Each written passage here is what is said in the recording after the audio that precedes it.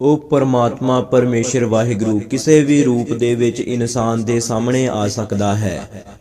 ਅਸਲ ਦੇ ਵਿੱਚ ਇਨਸਾਨ ਹੀ ਪਰਮਾਤਮਾ ਦਾ ਅਸਲੀ ਰੂਪ ਹੈ।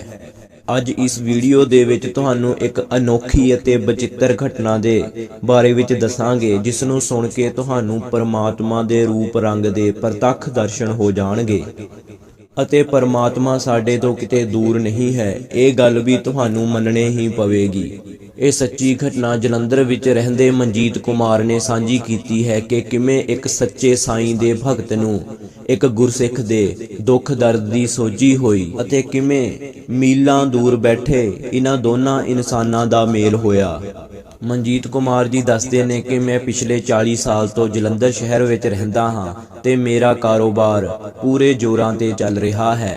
ਉਹ ਆਪਣੀ ਜ਼ਿੰਦਗੀ ਅਤੇ ਕਾਰੋਬਾਰ ਦੀ ਖੁਸ਼ਹਾਲੀ ਦਾ ਕਾਰਨ ਸਾਈਂ ਬਾਬੇ ਨੂੰ ਹੀ ਮੰਨਦੇ ਹਨ। ਉਹਨਾਂ ਦਾ ਪਰਿਵਾਰ ਖੁਸ਼ਹਾਲ ਹੈ ਤੇ ਬੱਚੇ ਬਾਹਰ ਅਮਰੀਕਾ ਦੇ ਵਿੱਚ ਸੈੱਟ ਹਨ। ਉਹ ਮੰਨਦੇ ਹਨ ਕਿ ਇਹ ਸਭ ਕੁਝ ਮੈਨੂੰ ਸਾਈਂ ਬਾਬਾ ਦੀ ਕਿਰਪਾ ਕਰਕੇ ਮਿਲਿਆ ਹੈ। ਇਸ ਕਰਕੇ ਉਹ ਸਾਈਂ ਬਾਬੇ ਦੇ ਸ਼ੁਕਰਾਨੇ ਦੇ ਲਈ ਹਰ ਸਾਲ ਸ਼ਿਰੜੀ ਜਾ ਕੇ ਲੰਗਰ ਲਗਾਉਂਦੇ ਹਨ। ਚਾਹੇ ਜੋ ਮਰਜ਼ੀ ਹੋ ਜਾਵੇ, ਉਹ ਹਰ ਸਾਲ ਸ਼ਿਰੜੀ ਜਾਂਦੇ ਹੀ ਜਾਂਦੇ ਹਨ। ਮਨਜੀਤ ਕੁਮਾਰ ਜੀ ਦੱਸਦੇ ਨੇ ਕਿ ਹਰ ਸਾਲ ਸਾਈਂ ਬਾਬਾ ਮੈਨੂੰ ਬੁਲਾ ਲੈਂਦਾ ਹੈ, ਪਰ ਇਸ ਵਾਰ ਸ਼ਾਇਦ ਸਾਈਂ ਬਾਬੇ ਨੂੰ ਕੁਝ ਹੋਰ ਹੀ ਮਨਜ਼ੂਰ ਸੀ। ਸੁਰਜੀਤ ਕੁਮਾਰ ਦੱਸਦੇ ਨੇ ਕਿ ਮੈਂ ਇਸ ਵਾਰ ਸ਼ਿਰੜੀ ਲਈ ਪਹਿਲਾਂ ਹੀ ਟਿਕਟ ਬੁੱਕ ਕਰਵਾ ਲਈ ਸੀ, ਜੋ ਕਿ ਕਨਫਰਮ ਸੀ। ਇਸ ਵਾਰ ਮੇਰੀ ਪਤਨੀ ਨੇ ਨਹੀਂ ਜਾਣਾ ਸੀ ਤੇ ਮੈਂ ਆਪਣੇ ਰਿਸ਼ਤੇਦਾਰ ਨੂੰ ਨਾਲ ਲੈ ਕੇ ਜਾਣਾ ਸੀ। ਸਾਰੀਆਂ ਤਿਆਰੀਆਂ ਹੋ ਚੁੱਕੀਆਂ ਸਨ। ਜਾਣ ਤੋਂ 3 ਦਿਨ ਪਹਿਲਾਂ ਮੈਨੂੰ ਰਾਤ ਨੂੰ ਸੁੱਤੇ ਪਏ ਨੂੰ ਸਾਈਂ ਬਾਬੇ ਨੇ ਸੁਪਨੇ ਵਿੱਚ ਦਰਸ਼ਨ ਦਿੱਤੇ ਤੇ ਕਿਹਾ ਇਸ ਵਾਰ ਸ਼ਿਰੜੀ ਨਾ ਆਈ। ਜਦ ਮੇਰੀ ਅੱਖ ਖੁੱਲੀ ਤੇ ਮੈਂ ਉਦਾਸ ਹੋ ਗਿਆ। ਮੈਨੂੰ ਪਤਾ ਨਹੀਂ ਲੱਗ ਰਿਹਾ ਸੀ ਮੈਂ ਖੁਸ਼ ਹੋਵਾਂ ਜਾਂ ਉਦਾਸ, ਕਿਉਂਕਿ ਸਾਈਂ ਬਾਬਾ ਜੀ ਨੇ ਮੈਨੂੰ ਦਰਸ਼ਨ ਵੀ ਦਿੱਤੇ ਸਨ ਤੇ ਇਸ ਵਾਰ ਆਪਣੇ ਕੋਲ ਆਉਣ ਦੇ ਲਈ ਮਨਾ ਵੀ ਕਰ ਦਿੱਤਾ। ਨੂੰ ਕੁਝ ਸਮਝ ਨਹੀਂ ਲੱਗ ਰਿਹਾ ਸੀ। ਫਿਰ ਮੈਂ ਸੋਚਿਆ ਹੈ ਤੇ ਇੱਕ ਸੁਪਨਾ ਹੀ, ਇਸ ਲਈ ਮੈਂ ਇਸ ਸੁਪਨੇ ਵੱਲ ਜ਼ਿਆਦਾ ਧਿਆਨ ਨਹੀਂ ਦਿੱਤਾ। ਪਰ ਅਗਲੀ ਰਾਤ ਫਿਰ ਉਸੇ ਤਰ੍ਹਾਂ ਹੀ ਹੋਇਆ। ਸਾਈਂ ਬਾਬਾ ਜੀ ਨੇ ਮੈਨੂੰ ਫਿਰ ਤੋਂ ਦਰਸ਼ਨ ਦਿੱਤੇ ਤੇ ਕਿਹਾ ਇਸ ਵਾਰ ਮੇਰੇ ਕੋਲ ਨਾ ਆਈ। ਮੈਨੂੰ ਬਹੁਤ ਅਜੀਬ ਲੱਗ ਰਿਹਾ ਸੀ।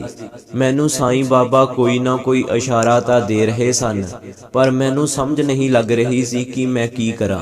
ਮੇਰੇ ਦਿਲ ਦੇ ਅੰਦਰ ਇਹ ਗੱਲ ਆ ਚੁੱਕੀ ਸੀ ਕਿ ਮੈਂ ਇਹ ਜ਼ਰੂਰ ਜਾਣਨਾ ਹੈ ਕਿ ਸਾਈਂ ਜੀ ਮੈਨੂੰ ਆਪਣੇ ਦਰਬਾਰ ਵਿੱਚ ਆਉਣ ਤੋਂ ਮਨਾ ਕਿਉਂ ਕਰ ਰਹੇ ਹਨ। ਇਸ ਵਾਰ ਮੈਂ ਇਹ ਸੋਚ ਕੇ ਕਿ ਕਿਤੇ ਇਹ ਮੇਰੇ ਦਿਲ ਦਾ ਕੋਈ ਵਹਿਮ ਹੀ ਨਾ ਹੋਵੇ ਤੇ ਮੇਰੀ ਯਾਤਰਾ ਹੀ ਖਰਾਬ ਹੋ ਜਾਵੇ। ਮੈਂ ਯਾਤਰਾ ਕਰਨ ਲਈ ਤਿਆਰ ਹੋ ਗਿਆ ਤੇ ਅਗਲੇ ਦਿਨ ਜਲੰਧਰ ਸਟੇਸ਼ਨ ਤੋਂ ਸੱਚਖੰਡ ਐਕਸਪ੍ਰੈਸ ਦੇ ਵਿੱਚ ਚੜ੍ਹ ਗਿਆ ਤੇ ਜਦ ਮੈਂ ਆਪਣੀ ਸੀਟ ਦੇ ਕੋਲ ਪਹੁੰਚਿਆ, ਮੈਂ ਦੇਖਿਆ ਕਿ ਉੱਥੇ ਇੱਕ ਬਜ਼ੁਰਗ ਜੋੜਾ ਮੇਰੀ ਸੀਟ ਦੇ ਉੱਤੇ ਬੈਠਾ ਹੋਇਆ ਹੈ।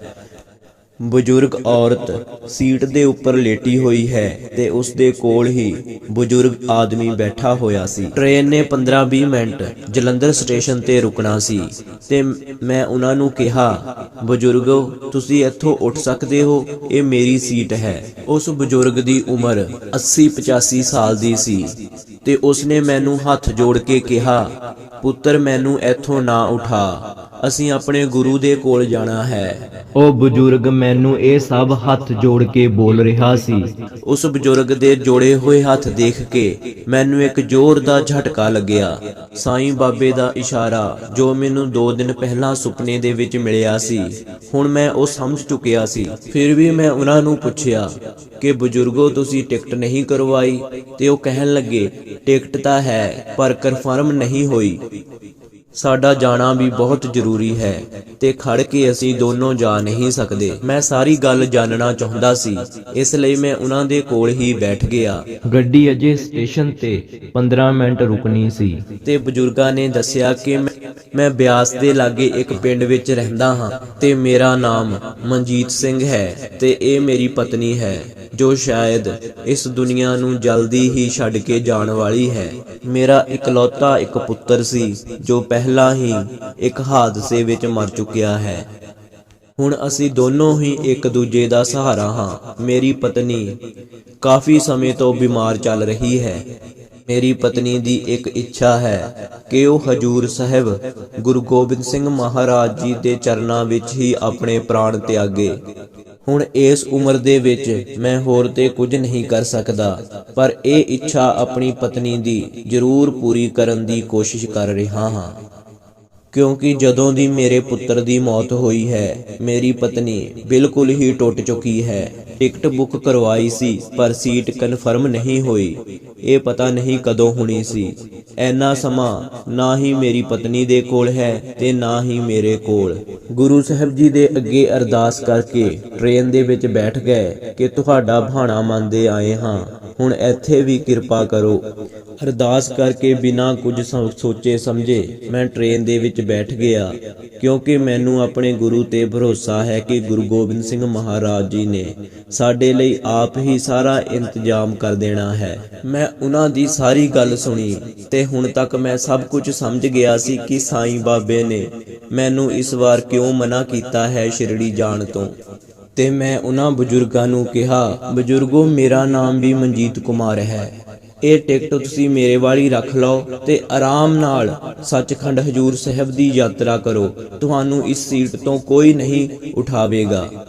ਮਨਜੀਤ ਕੁਮਾਰ ਦੱਸਦੇ ਨੇ ਕਿ ਉਸ ਤੋਂ ਬਾਅਦ ਮੈਂ ਉਹਨਾਂ ਨੂੰ ਕੁਝ ਖਾਣ ਪੀਣ ਦਾ ਸਮਾਨ ਤੇ ਕੁਝ ਪੈਸੇ ਵੀ ਦਿੱਤੇ, ਜੋ ਮੈਂ ਸਾਈਂ ਬਾਬੇ ਦੇ ਦਰ ਦੇ ਉੱਤੇ ਦਾਨ ਕਰਨੇ ਸਨ, ਕਿਉਂਕਿ ਮੈਨੂੰ ਹੁਣ ਸਮਝ ਆ ਚੁੱਕੀ ਸੀ ਕਿ ਪਰਮਾਤਮਾ ਇੱਕ ਹੀ ਹੈ, ਪਰਮਾਤਮਾ ਵਿੱਚ ਕੋਈ ਫਰਕ ਨਹੀਂ ਹੈ। ਮੈਂ ਬਜ਼ੁਰਗਾਂ ਨੂੰ ਕਿਹਾ, ਤੁਸੀਂ ਹਜੂਰ ਸਾਹਿਬ ਜਾਓ ਅਤੇ ਦਰਸ਼ਨ ਕਰੋ ਅਤੇ ਆਪਣੀ ਪਤਨੀ ਨੂੰ ਵੀ ਦਰਸ਼ਨ ਕਰਵਾਓ। ਉਹਨਾਂ ਦੀ ਪਤਨੀ ਸੀਟ ਦੇ ਉੱਤੇ ਲੇਟੀ ਹੋਈ ਸੀ ਤੇ ਉਸ ਦੀ ਹਾਲਤ ਕਾਫੀ ਖਰਾਬ ਲੱਗ ਰਹੀ ਸੀ। ਮੈਂ ਉਹਨਾਂ ਨੂੰ ਕਿਹਾ, ਗੁਰੂ ਗੋਬਿੰਦ ਸਿੰਘ ਮਹਾਰਾਜ ਤੁਹਾਡੀ ਉੱਥੇ ਉਡੀਕ ਕਰ ਰਹੇ ਹਨ। ਇੰਨਾ ਕਹਿ ਕੇ ਮੈਂ ਆਪਣੇ ਘਰ ਵਾਪਸ ਆ ਗਿਆ ਤੇ ਮੈਨੂੰ ਇਹ ਵੀ ਹੁਣ ਯਕੀਨ ਹੋ ਚੁੱਕਿਆ ਸੀ ਕਿ ਸਾਈਂ ਬਾਬੇ ਨੇ ਮੈਨੂੰ ਸੱਚਮੁੱਚ ਹੀ ਦਰਸ਼ਨ ਦਿੱਤੇ ਸਨ। ਪਤਨੀ ਘਰ ਵਿੱਚ ਇਕੱਲੀ ਸੀ, ਕਿਉਂਕਿ ਮੇਰੇ ਦੋਨੋਂ ਲੜਕੇ ਅਮਰੀਕਾ ਗਏ ਹੋਏ ਹਨ।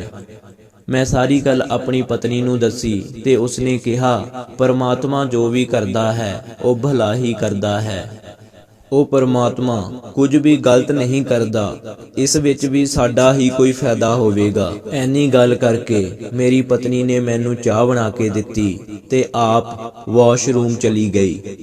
ਕਾਫੀ ਸਮਾਂ ਮੇਰੀ ਪਤਨੀ ਵਾਸ਼ਰੂਮ ਤੋਂ ਬਾਹਰ ਨਹੀਂ ਆਈ। ਮੈਨੂੰ ਸ਼ੱਕ ਹੋਇਆ ਤੇ ਮੈਂ ਆਵਾਜ਼ ਲਗਾਈ, ਪਰ ਅੰਦਰੋਂ ਕੋਈ ਆਵਾਜ਼ ਨਹੀਂ ਆਈ।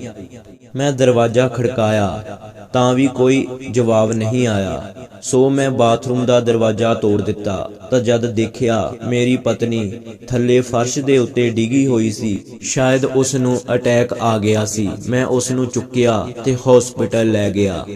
ICU ਦੇ ਵਿੱਚ 3 ਦਿਨ ਰੱਖਿਆ ਗਿਆ ਤੇ ਬਾਅਦ ਵਿੱਚ ਉਹ ਨਾਰਮਲ ਹੋਈ। ਡਾਕਟਰਾਂ ਨੇ ਮੈਨੂੰ ਕਿਹਾ, ਜੇ ਥੋੜੀ ਜੰਨੀ ਵੀ ਦੇਰ ਹੋ ਜਾਂਦੀ ਤੇ ਸ਼ਾਇਦ ਅਸੀਂ ਤੁਹਾਡੀ ਪਤਨੀ ਨੂੰ ਨਾ ਬਚਾ ਸਕਦੇ। ਤੇ ਫਿਰ ਮੈਂ ਸੋਚਿਆ, ਪਰਮਾਤਮਾ ਜੋ ਵੀ ਕਰਦਾ ਹੈ ਸੋ ਸਾਡੇ ਭਲੇ ਲਈ ਕਰਦਾ ਹੈ, ਕਿਉਂਕਿ ਜੇ ਮੈਂ ਸ਼ਿਰੜੀ ਚਲਾ ਜਾਂਦਾ ਤੇ ਉਸ ਬਜ਼ੁਰਗ ਜੋੜੇ ਦੀ ਇੱਛਾ ਵੀ ਪੂਰੀ ਨਹੀਂ ਹੋਣੀ ਸੀ ਤੇ ਮੇਰੀ ਪਤਨੀ ਇਸ ਤਰ੍ਹਾਂ ਵਾਸ਼ਰੂਮ ਦੇ ਵਿੱਚ ਪਈ ਹੀ ਮਰ ਜਾਂਦੀ ਤੇ ਮੈਨੂੰ 2 ਹਫ਼ਤਿਆਂ ਤੱਕ ਕੋਈ ਖਬਰ ਵੀ ਨਾ ਮਿਲਦੀ। ਸੋ ਇਸ ਤਰ੍ਹਾਂ ਮੇਰੀ ਪਤਨੀ ਅਤੇ ਉਸ ਬਜ਼ੁਰਗ ਜੋੜੇ ਦੀ ਪਰਮਾਤਮਾ ਨੇ ਸੁਣ ਲਈ। ਸਿਰਫ ਸੁਣੀ ਹੀ ਨਹੀਂ, ਕੋਲ ਖੜ ਕੇ ਪੂਰੀ ਵੀ ਕੀਤੀ। ਸੋ ਕਦੀ ਵੀ ਪਰਮਾਤਮਾ ਦੇ ਵੱਲੋਂ ਨਿਰਾਸ਼ ਨਾ ਹੋਵੋ, ਸਿਰਫ ਵਿਸ਼ਵਾਸ ਰੱਖੋ, ਪਰਮਾਤਮਾ ਕੋਲ ਖੜ ਕੇ ਤੁਹਾਡੀ ਸੁਣੇਗਾ। ਲੋੜ ਹੈ ਸਿਰਫ ਵਿਸ਼ਵਾਸ ਦੀ।